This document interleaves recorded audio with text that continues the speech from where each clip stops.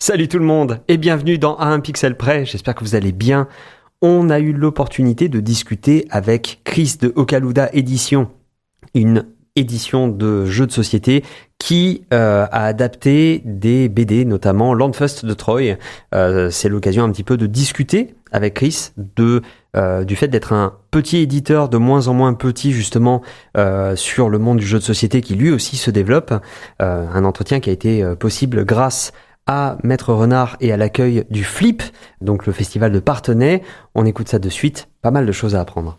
Alors je suis avec Chris de Okaluda Édition. Oui. Bonjour Chris. Bonjour. Ensemble, en fait, on voulait un petit peu aborder finalement la vie d'un éditeur de jeux de société, notamment un qui fait pas forcément partie des majors, mais qui pourtant a une ligne éditoriale assez précise, c'est-à-dire des jeux qui déjà vous plaisent, mais en plus de ça, des jeux qui ont une jolie production, des productions qu'on attend d'habitude sur plutôt le côté financement participatif. Est-ce que tu peux présenter Okaluda Édition ? Oui, bien sûr. On existe depuis maintenant 6-7 ans. Première année, en fait, on a démarré en fait avec un financement participatif justement, donc on connaît bien le sujet. Notre premier jeu, Samsara, et ce qui a été, c'était juste au départ pour lancer l'auteur et lui donner une chance que son jeu existe, parce qu'il trouvait pas d'éditeur et on trouvait le jeu tellement génial qu'on l'a aidé en fait. Et très rapidement, vu le milieu du jeu, on s'est régalé et on s'est dit que travailler dans ce milieu, c'est quand même mieux que travailler dans d'autres milieux. Donc voilà, donc on s'est réunis à plusieurs associés et on a monté la société et comme on a eu une réussite avec le financement participatif de Samsara, ça nous a permis après d'aller voir la banque et de dire regardez, on peut faire sans vous. Est-ce que vous voulez continuer comme ça ou est-ce que vous voulez nous aider? Donc là, voilà, je trouvais une banque qui nous a aidés pour vraiment démarrer l'entreprise et lancer d'autres projets. Donc oui, on est petit éditeur. En fait, on est dans les à travers l'Union des éditeurs de jeux, il y a des études qui sont faites maintenant plus qu'avant, et qui nous donne des chiffres bien précis. On fait partie d'un tiers des éditeurs qui font moins de 300 ou 400, je sais plus si c'est 300 ou 500 000 euros de chiffre d'affaires, mais qui font un chiffre d'affaires où il peut y avoir 2-3 salariés, c'est des petites PME. Après, il y a un autre groupe, ça c'est à peu près 33% des éditeurs. Il y a 33% des éditeurs qui sont au-delà de 500 000 jusqu'au million d'euros. Et après, il y a 33% des éditeurs qui sont au-delà du million d'euros. Donc là aussi, des grosses structures qui sont beaucoup plus médiatisées, beaucoup plus connues. Donc nous, on fait partie des petits. Et on est parmi les gros petits, on va dire. Voilà. On va dire comme ça. Pour pas dire petit gros. Donc en fait, on reste petit depuis le début. On fait 2-3 jeux par an en moyenne. On a eu un succès avec Pool Pool qui nous a bien propulsé, qui nous a fait connaître surtout auprès des boutiques spécialisées, bien sûr auprès d'un certain public, puisqu'on a quand même à ce jour vendu 100 000 boîtes, donc on a eu le pion d'argent pour Pool Pool, donc ça c'est sympa. Mais on n'a pas eu de jeux qui nous ont propulsés au-delà, au niveau des Starlight médiatiques et autres. On est juste bien connu au niveau des boutiques spécialisées, connu au niveau de certaines formes de boutiques plus, ce qu'on appelle la GSS, la grande surface spécialisée, qui vendent aussi des jeux. Voilà. Mais on est pour l'instant, enfin a priori on n'a pas le objectif, mais c'est difficile après pour tous les éditeurs d'aller plus loin et d'arriver sur un public plus large, parce que c'est pris déjà par des grosses majors, mais aussi parce que le public est pas encore culturellement, bien que le public français soit le plus joueur du monde, mais culturellement, le jeu de société reste associé quand même soit à un cercle bien privé, fermé, comme à l'époque la belote, le tarot, voilà. Mais loisir pur, et qu'on ne fait qu'une fois par semaine, qu'une fois par mois, une fois par an en famille, ou alors c'est réservé aux enfants. On joue en famille avec les enfants, et quand on a autre chose à faire, on fait autre chose, et les enfants ils continuent à jouer ou pas entre eux. Et donc le grand public ne s'est pas forcément rendu compte qu'il existait des jeux autres que le Cluedo, le Monopoly, etc., et qu'il y avait des jeux qui pouvaient vraiment l'intéresser, parce que ça peut parler carrément de leur métier. Il y a des jeux, notamment, j'ai vu passer des jeux qui traitent de logistique pure. Il y a des jeux qui traitent dans les avions, comment on appelle ça, gestion de comment remplir un avion, etc. Contrôle ou des choses comme ça. Enfin, donc vraiment, il y a des jeux dans des thèmes extrêmement variés qui sont proches de nous, en fait, de notre vie de tous les jours en tant que public. Donc il n'y a pas que des jeux avec des elfes, des nains et des trolls. Et dernièrement, tu en parlais, on a développé un jeu qui s'appelle Yuan, l'art de la guerre. L'auteur a eu l'idée à partir du livre L'art de la guerre de Sun Tzu. Et Yuan, c'est la dynastie Yuan, où il y a aussi un côté historique qui peut être découvert à travers les jeux de société. La dynastie Yuan, c'est au XIIIe siècle en Chine. Le petit-fils de Gengis Khan, Kubilai Kai, a réunifié la Chine et la Mongolie en contrôlant la religion. Donc on a repris ce thème-là, et dans le jeu, effectivement, il faut contrôler des temples pour gagner la partie, en fait. C'est un jeu, au final, qui est du niveau des jeux d'échecs. C'est un jeu de stratégie, sans hasard, et avec toutes les subtilités, on va dire, des jeux modernes. C'est-à-dire que le jeu se joue en moins d'1 heure, tout le monde joue en même temps, il n'y a pas de temps d'attente, et donc il y a toutes les petites subtilités mécaniques qui ont été découvertes ces 20-30 dernières années, rendent les jeux très accessibles à tous, même les jeux les plus compliqués. Voilà. Alors après, si on aime le jeu de stratégie, bien sûr, si on n'aime pas réfléchir autour d'un jeu, c'est normal, on va plutôt vers les jeux d'ambiance, donc on en a aussi. Voilà, je ne sais pas si j'ai répondu à ta première question. Non, mais si, précisément parce que justement, vous avez commencé par le financement participatif, oui. Puis ensuite, vous êtes constitué vraiment en maison d'édition avec l'idée de produire des jeux avec une qualité de matériel. Alors, je ne dis pas qu'on ne retrouve pas ça ailleurs, mais c'est vrai que justement, les autres jeux que vous avez produits, vous ne les avez pas produits par financement participatif. Non. C'est-à-dire qu'en fait, notre premier financement participatif, au-delà de nous ouvrir les portes, non pas du paradis, mais de la banque, nous ont ouvert aussi les portes des distributeurs. Donc les distributeurs, il y a 150, à l'heure actuelle, 150 éditeurs en France à peu près, et il y a seulement 10 distributeurs. Donc il y a au moins la moitié des éditeurs, 70 éditeurs qui ne sont pas distribués. Donc ils se débrouillent tout seuls, ils vont voir les boutiques. Enfin, bon, c'est quasiment ingérable, difficile d'avoir un succès dans cette condition-là, parce qu'on est très peu vu. Parce qu'il n'y a pas un seul réseau de boutiques, il faut aller les voir quasiment une par une, quoi. Oui, alors il existe le GBL qui réunit presque 200 boutiques spécialisées, mais ça ne fait pas la totalité des boutiques de France, il y a environ 500, et puis après il y a toutes les boutiques, comme je vous disais, pas secondaires, mais les grandes surfaces spécialisées qui, elles, ont encore une autre mode de fonctionnement. Voilà, donc du coup, si on n'a pas de distributeur, c'est compliqué quand même. Donc nous, on a fait des choix au début. On a été sollicité par différents distributeurs, et puis on a choisi un distributeur qui correspondait à ce qu'on estimait être à l'époque, comme nous, plutôt petit, discret. Hop, on démarrait. Voilà. Donc on avait une vision des choses qui nous appartenaient à l'époque. Et puis on a conservé le contact avec ce gros distributeur avec qui on est actuellement, qui est resté vigilant sur la sortie de nos jeux, pour voir si on continuait sur cette ligne éditoriale, comme tu l'as dit, de jeux qui nous fait plaisir. Sans avoir une ligne éditoriale, on fait que des jeux enfants, on fait que des jeux adultes ou autres. On a tout type de jeux dans notre catalogue. On a des jeux pour les 3 ans tout petits, on a des jeux pour les familles, on a des jeux pour les enfants de 6 ans, on a des jeux pour les initiés, on a des jeux pour les experts, enfin voilà. Et donc ce distributeur, donc notre distributeur actuel, nous a surveillés et a vu que nos jeux, c'était très agréable comme retour. Il nous a dit, écoutez, nous, si jamais vous voulez changer de distributeur, sans pression, c'est cool. Écoutez, nous, on est toujours intéressés par ce que vous faites, parce qu'on trouve que vos jeux ont une âme. Un beau compliment que je pouvais recevoir, parce qu'effectivement on se donne beaucoup de mal et on y met beaucoup de nous.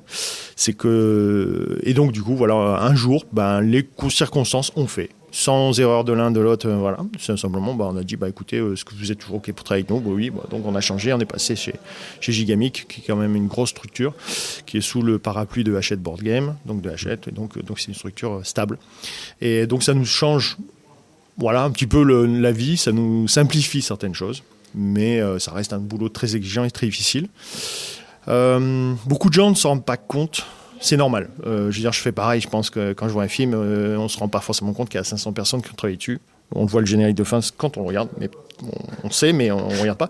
Dans le jeu, c'est un peu pareil. En fait, souvent, le public ne se rend pas forcément compte de tout ce qu'il y a avant que le jeu arrive sur la table et soit jouable. Il y a bien sûr le travail de l'auteur, l'idée de l'auteur. Ensuite, il y a le sourcing, on appelle ça en anglais, mais enfin c'est que l'éditeur trouve que ce jeu est intéressant et est éditable, et donc va passer un accord de cession de droit avec l'auteur. Ensuite, il faut le faire illustrer ce jeu. Donc il va falloir trouver un illustrateur qui correspond à la thématique, qui correspond à l'esprit du jeu. Et il va falloir passer, pareil, un accord de cession de droit avec l'illustrateur pour travailler. Et ensuite, il y a tout le travail de développement autour du jeu qui peut être fait par multiples intermédiaires, par une seule personne ou par plusieurs intermédiaires, des sous-traitants, pas de sous-traitants, peu importe, afin de l'idée de l'auteur, arriver à quelque chose de joli. Tu disais tout à l'heure, effectivement, la plupart maintenant des éditeurs font des jeux jolis, mais les goûts, les couleurs, après. Parce que en fait, il faut que ce soit joli et attractif au début, mais généralement, le joueur, et je suis le premier à le dire, je fais pareil, je trouve joli le jeu, puis après, je m'en fous, je veux savoir comment on joue. Donc l'ergonomie va m'intéresser une minute après. Ah oui, le plateau est beau, les pièces sont belles, ok, mais comment on joue ? Et là, tout de suite, l'esprit passe sur l'ergonomie.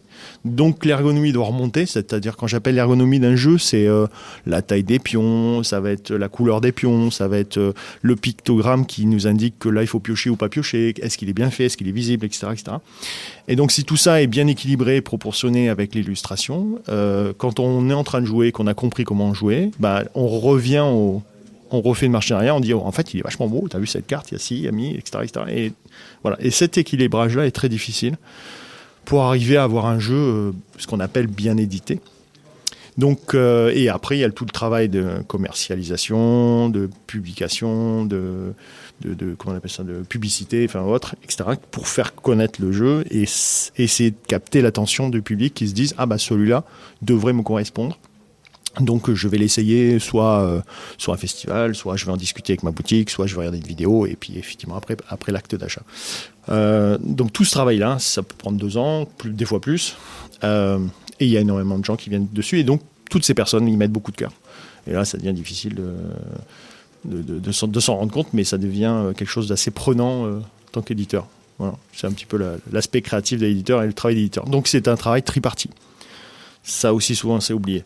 Souvent on dit l'éditeur, oh là là, ou alors on dit l'auteur, oh là là, ou l'illustrateur, c'est tout super. Bon, c'est un travail à tripartite. Il faut que le jeu soit beau, il faut que le jeu soit bien pensé en termes de mécanisme, et il faut qu'il soit bien édité pour être bien commercialisé derrière.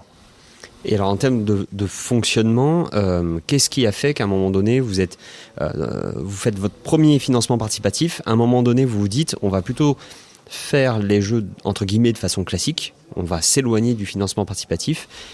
Quel a été en fait finalement le point de bascule où vous vous êtes dit on va plutôt attaquer comme ça ? Alors au démarrage, on avait un distributeur qui nous faisait confiance dans les jeux, mais qui les vendait. Enfin, on avait un système de dépôt-vente. Donc, c'est nous qui investissions, en fait, mais c'est grâce à la banque. Donc, suite au financement participatif, on a édité, on a produit, on a livré le jeu Samsara. Après, on avait commencé à développer d'autres jeux et ces jeux-là, on les a produits grâce au financement bancaire. Du coup, ils sont arrivés chez les distributeurs et ils ont eu du succès presque de suite. Parce que voilà, on a sorti de Poul Poul en 2019 qui a explosé, Doudou 1 an plus tard. Et ces deux jeux-là, par exemple, ont tout de suite été réimprimés. Donc, la trésorerie est rentrée aussi vite qu'elle était sortie, etc., etc. C'est que il y a 2 modes de fonctionnement. En fait, il y a soit effectivement le distributeur fait du dépôt-vente et c'est à la charge de l'éditeur. Ça, on oublie souvent que l'éditeur prend. C'est pas tous les risques, mais prend le gros risque en fait. Il investit malgré tout du temps, quand c'est pas de l'argent, quand il produit les jeux sans qu'ils soient tout de suite achetés. Soit il y a des distributeurs qui jouent le jeu, qui disent ouais, j'y crois vraiment. Donc c'est une négociation tout simplement financière, de rapport commercial. Enfin c'est des échanges entre 2 entreprises, de voir comment on travaille. Et donc là, à ce moment-là, le distributeur achète ce qu'on appelle en ferme. Il va acheter un certain volume ou la production ou conseiller de dire non, produis pas plus que ça. Moi, je peux absorber ça, mais pas. Voilà, prends pas de risque plus. Enfin, tout ça, ça se discute en fait avec son distributeur. Et après, chacun fait bien comme il veut. Donc nous, oui, très rapidement, on avait suffisamment à l'époque ces trésoreries qui rentraient. On avait fait aussi bien de l'export. Et derrière, on a été freiné par le Covid au niveau des exports. On a perdu ce chiffre d'affaires-là. On a eu du mal les années d'après, effectivement, à continuer à fonctionner sur ce système de dépôt-vente. Donc notre distributeur à l'époque nous a dit, je peux faire un effort, je peux en prendre un peu, etc. Voilà. Donc c'est toujours pareil. Lui, il a tout intérêt à si nos jeux lui plaisent, il y a tout intérêt à ce qu'on survive et vice versa. Donc voilà. Donc ça a fonctionné comme ça. Et puis après, quand on est arrivé chez Gigamic, c'est leur système. Il est adapté à chaque éditeur. Il va négocier spécifiquement, c'est établi dès le départ et on sait où on va. Donc voilà, donc c'est un fonctionnement différent qu'ils ont, et surtout comme c'est une plus grosse structure, forcément ils ont un peu plus de visibilité, donc plus de volume. Voilà. Et tu parlais tout à l'heure du rapport au public, avec l'idée d'avoir un œil appuyé sur la perception qu'a le public du jeu, que ce soit par rapport à la beauté du jeu, par rapport aux mécaniques, etc. Est-ce que par rapport au financement participatif, où le public est vraiment impliqué dedans, et par rapport à l'édition plus classique, est-ce que tu vois des avantages à chacun des deux, ou est-ce que vraiment il y a une préférence pour toi vis-à-vis de ce rapport-là au public ? Nous, on n'a jamais eu peur de faire les deux. On a commencé avec un financement participatif, avec, je vais pas être grossier, mais avec rien et un couteau. Et on a fait aussi de l'édition classique, donc avec un distributeur en dépôt-vente. On a fait de l'édition avec un distributeur en achat ferme. On a fait aussi un financement participatif qui a floppé. Donc, qui est pas sur lequel on gagnera pas d'argent, voire on en a perdu. Donc on connaît un petit peu, effectivement, le truc. Je dirais, j'en parlais il y a juste 5 minutes avec l'expert comptable du milieu ludique, qui est notre expert comptable. En fait, c'est un modèle économique différent, c'est tout. Il n'est pas ni plus rentable, ni moins rentable, que ce soit par financement participatif ou par distributeur, quelle que soit la formule. C'est juste que ça correspond à la situation du moment. Si ce qu'on a le cas, par exemple, là, le distributeur nous a refusé un jeu en disant ce jeu-là, vous avez dit, c'est pas sûr, et là, vous êtes engagé, mais bon, moi, actuellement, par rapport au marché, etc., franchement, ça sert à rien, je vais en prendre 1000 et encore pour vous faire plaisir, et donc c'est pas suffisant pour votre volume de prod, donc vous prenez un risque énorme, parce que je pense pas en vendre plus. Donc, nous refuser dans le sens conseil, et voilà. Rien ne nous empêche de trouver un autre distributeur pour ce jeu-là, mais la question donc se pose, est-ce que du coup, nous on est sûr que le jeu est très bon et que le public va aimer, est-ce qu'on ne ferait pas l'effort de faire un financement participatif ? Donc c'est plus factuel, excusez-moi, c'est plus factuel de se dire, est-ce que je fais un financement participatif parce que du coup j'ai pas de distribution prévue, ou alors parce que c'est un jeu qui s'y prête très bien. On va avoir un jeu comme ça qui sera en financement participatif l'année prochaine ou dans 2 ans. C'est parce que c'est un jeu à scénario, c'est une mode campagne, on jouera sur plusieurs parties, pas forcément en une fois, mais voilà. Et il y a des modes campagne, et ça s'y prête assez bien, le financement participatif. On touche des joueurs qui aiment ce genre de jeu, voilà, plus peut-être que dans les boutiques. Donc voilà, c'est plus, c'est un choix économique. C'est une volonté. Il y a des éditeurs, ils veulent même pas en entendre parler parce qu'ils savent pas le faire et parce que ça les intéresse pas, et donc ils ont toujours fait autrement et ils feront toujours autrement, peu importe. Il y a les deux. Donc du coup, c'est vraiment factuel au moment où on se dit, tiens, ce jeu-là, comment je vais le vendre en fait. Et donc ça, c'est un choix qui va se faire contraint forcé ou pas, voilà, comme vous pouvez le constater. Et en termes de, justement, je reviens là-dessus, mais le rapport avec le public, est-ce que c'est quelque chose qui est important ? Côté jeux vidéo, par exemple, un indépendant qui se fait éditer, il perd potentiellement ce rapport-là au public. Ça fait partie des remarques que les studios indépendants se font en disant « Ah mince, c'est dommage parce que du coup, on n'a pas cette interface avec le public. » Potentiellement, un distributeur qui, lui, héberge les jeux, ça pourrait se faire là. Par contre, effectivement, au Caluda, vous avez votre propre stand, vous avez la discussion en fait directe avec le public. Lors d'une campagne participative, cette discussion-là, elle est constante aussi. Elle est directe, oui, elle est directe, elle est constante. Est-ce que ça fait partie du choix aussi en termes d'édition, en se disant mais là on aurait envie d'avoir le public avec nous sur toute la durée en fait, entre guillemets, de la campagne ? Étant indépendant, il existe à l'heure actuelle dans l'édition de jeux de société des studios. Ce qu'on appelle les studios, des studios c'est des entités, je ne vais pas en citer, voilà, des entités qui appartiennent à un distributeur ou qui appartiennent à une autre structure plus grosse. Et alors ça aussi très avantageux, ça leur évite d'avoir à faire la partie commercialisation, qui se concentre que sur la partie création, bon, pas que, mais bon, la plupart, du coup ils peuvent se concentrer que sur ça, et du coup ils laissent le reste, ils veulent pas savoir. Ça n'empêche pas qu'ils puissent être connus de par leur nom de l'entité, mais ils vont plutôt se concentrer sur le développement des jeux. Nous étant indépendants, les accords avec les distributeurs à l'heure actuelle, ça peut évoluer parce que c'est très différent avec le milieu de la bande dessinée, du jeu vidéo ou autre, c'est très très différent. C'est encore que, je mets des guillemets, mais c'est que des distributeurs. ce ne sont pas forcément des diffuseurs. Donc les accords, c'est souvent, le distributeur, il vous dit, tout ce qui est boutique, tout ce qui est B2B, on appelle ça, c'est en anglais... business to business. Voilà, donc c'est vraiment vendre aux boutiques. Le distributeur va vendre aux boutiques, il ne va pas du tout parler au public. Donc il va ne faire que de la com vers les boutiques. Et ces commerciaux vont rencontrer les boutiques ou les revendeurs, quels qu'ils soient, même Amazon, des trucs comme ça. Il va voir avec eux, il va dire voilà, moi j'ai un truc super, tu t'en veux combien? Il faudrait que, vu ta boutique, vu ton emplacement, vu ceci, vu cela, il faudrait que tu en prennes au moins autant. Enfin bon, la négociation, il envoie des coms, il envoie des mails, il a du mailing, il fait de la com que vers le B2B. Et nous, on est chargé de faire la com vers le public. Voilà. Donc ce qui fait que nous, on garde notre identité auprès du public. Ok, sinon, effectivement, la crainte d'ailleurs à l'époque de distribuer par Gigamic, quand on démarrait, c'est de se dire on n'existera jamais. Parce que tout le monde voit Gigamic, en tout cas dans le milieu des jeux, tout le monde voit Gigamic, personne ne verra Okalooda derrière. C'est qui ceux-là? Ils ont fait un jeu. Bon, voilà. Donc il y avait aussi cette facette-là de se dire est-ce qu'on pourrait essayer de commencer à être connu avant de commencer à aller flirter avec les plus gros qui vont nous cacher. En fait, pas du tout, ils nous cachent pas. Enfin voilà, donc c'était une erreur de notre part. Ils sont chacun son secteur, quoi. On fait pas partie de leur studio. On fait pas partie des studios Hachette, Board Game, qui sont aussi distribués par Gigamic. Voilà, c'est deux modus operandi différents. Donc nous, le public, on est en contact de toute façon avec lui, soit à travers les festivals, soit à travers notre site, ils nous contactent, soit quand ils ont des questions sur les jeux, le SAV, etc., voilà, on est en contact avec le public. Et le financement participatif, ça nous permet d'être en contact pendant le projet qu'on leur propose. Oui, effectivement, c'est permanent, c'est les questions, il arrive quand, etc., etc. Donc là, on est en cours de lancement de prod de notre dernier financement participatif, parce que même si ça a été ce que j'ai appelé vulgairement un flop, on l'a quand même mené au bout, c'est-à-dire qu'on le fait quand même. On a dit qu'on le ferait, on le fait. Donc voilà, ça c'est notre état d'esprit. Ça nous coûtera peut-être cher, mais c'est pas grave, c'est comme ça.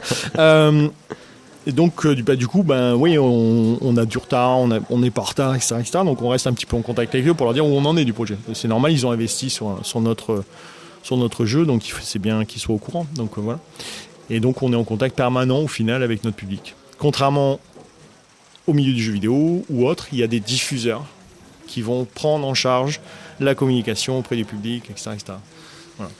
Et par rapport justement à la façon dont vous produisez vos jeux, il y en a certains qui ont des plateaux doubles ou triples pour pouvoir montrer le relief. Il y en a d'autres, c'est des cartes transparentes qui vont se superposer. Est-ce qu'à un moment donné, vous ressentez le besoin dans les jeux que vous avez envie d'éditer de sortir d'une zone de confort, ou est-ce qu'en fait c'est vraiment au cas par cas, où c'est finalement le matériel qui devient l'extension finalement de toute façon il nous fallait ça. Ouais. J'ai envie de dire qu'on a toujours le choix. Et en fait, on doit trouver, quand on développe le jeu, on doit trouver le bon mix entre le temps de développement que ça va nous demander, coût de production, intérêt pour le public. Voilà. Donc, si on fait des cartes transparentes et que ça sert à rien, c'est un bon dommage. Mais bon, voilà. Donc, sur Boussanga, notamment, comme tu parles des cartes transparentes, c'est que à l'origine, c'était des cartes normales. On regardait, on essayait de reproduire la forme sur le jeu, sur le plateau, avec des cartes normales. Puis en fait, j'avais déjà rencontré des fabricants qui me parlaient de cartes transparentes. Je ne voyais pas l'intérêt a priori. Et là, pour ce jeu-là, je me suis dit, tiens, ça peut être intéressant, parce que comme on doit essayer de faire des lignes, c'est des alignements. Du coup, si la carte est transparente, on ferme un œil, on a tous fait avec un œil fermé. On essaie de faire l'effet de voir où est-ce que vont rentrer les pièces et si ça forme un alignement. Donc c'était ergonomique. En plus d'être joli, puisque c'est transparent, c'est des cartes qui sont originales, ça change des cartes classiques en papier, ça va un intérêt ergonomique. Donc du coup là, ça porte son intérêt d'aller vers ça et d'essayer de développer comme ça. Les pions, pareil, en résine, ils auraient pu être en bois. Résine, c'est plus agréable à toucher, ils sont doux, on a des bonbons, on dirait des dragées, etc., etc. Donc tout ça, ça participe à la qualité du jeu, mais pas que, c'est aussi la qualité plus l'ergonomie, plus l'attrait.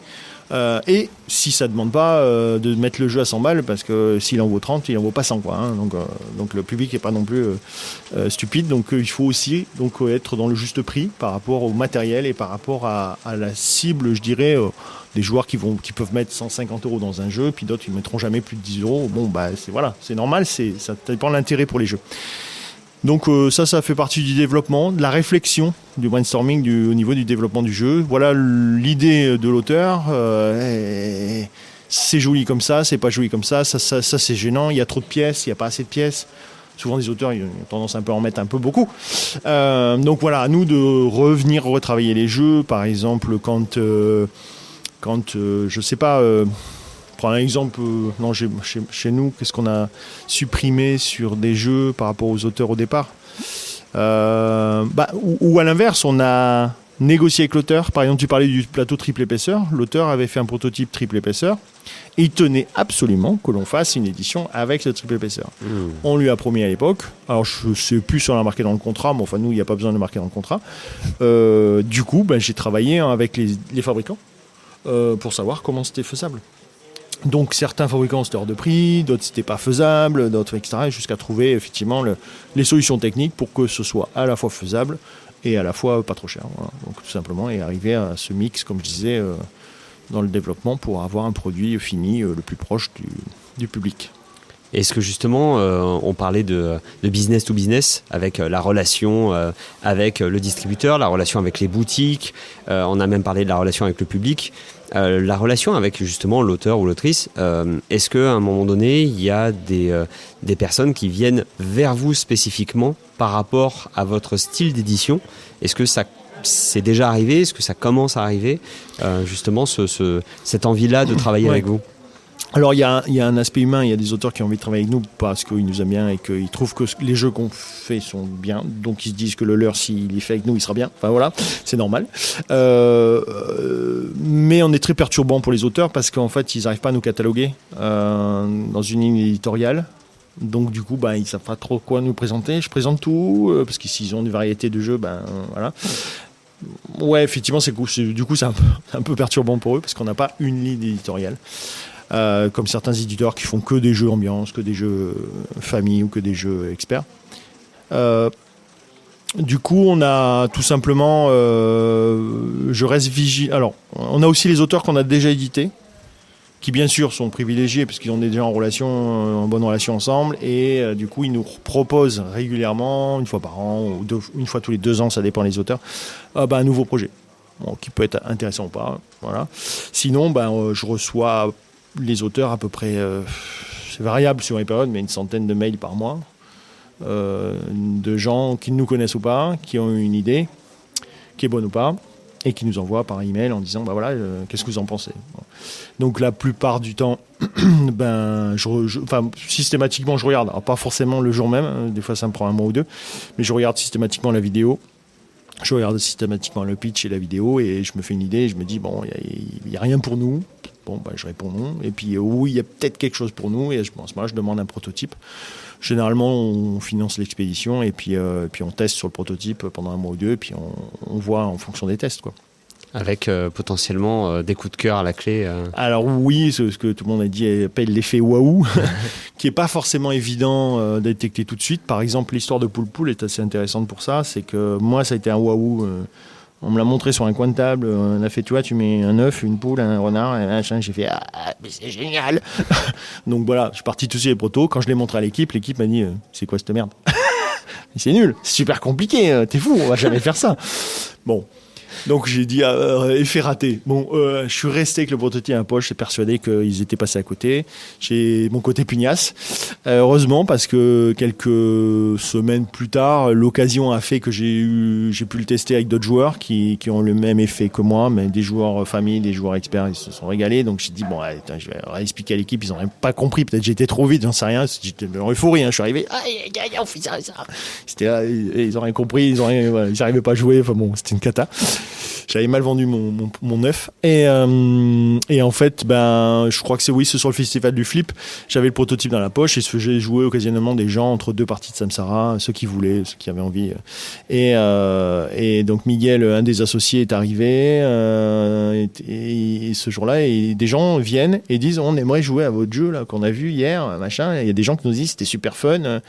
Donc je lui dis tu vois, je vais te montrer. Je lui dis je vais l'animer. Il fait non, attends, je suis un professionnel, je vais l'animer moi-même. Et donc il a animé. Au bout d'une demi-heure, il m'a rendu le prototype. Il m'a dit bon, d'accord, c'est bon, on le fait. Tu peux appeler l'auteur. Donc ouais, voilà, ça tient à pas grand-chose en fait. Hein. Mais de toute façon, la réussite d'un jeu, on voit. C'est vrai que quand on est public, on voit le film fini, on voit le jeu fini, on voit le jeu vidéo fini. Mais en fait, ça a commencé il y a combien d'années, combien d'alignements de planètes il a fallu pour que ça en arrive là. C'est... Encore une fois, on est sur le tiers. Pour moi, c'est un tiers de chance, un tiers de talent et un tiers de travail, quoi. Alors, on n'a pas l'un sans l'autre. Faire que travailler, c'est bien, mais bon, je ne pense pas que ça aboutisse. Avoir que de la chance, ça marche pas. Et que du talent, il n'y a personne qui a que du talent. Donc, voilà, pour moi, c'est ça se joue comme ça, et c'est des talents divers, quoi, hein, de diverses personnes. En tout cas, merci beaucoup. Merci à vous pour tout ça, Chris, parce que effectivement là, on a bien vu le boulot d'un éditeur passionné. Oui, passionné. Non, on l'est tous un petit peu quand même. Et puis, du coup, on se retrouve, j'espère très bientôt, avec plaisir, pour un autre échange. Merci. Au revoir. Donc on aura l'occasion de reparler justement de l'adaptation de Landfust, puisque effectivement j'ai pu me procurer une boîte grâce à Okaluda Édition. J'ai aussi évidemment craqué pour le petit jeu de stratégie dont on en parle dans cet entretien. Ce sera l'opportunité de rediscuter un petit peu design dans cette émission avec des spécialistes. En attendant, je vous souhaite une superbe fin de journée.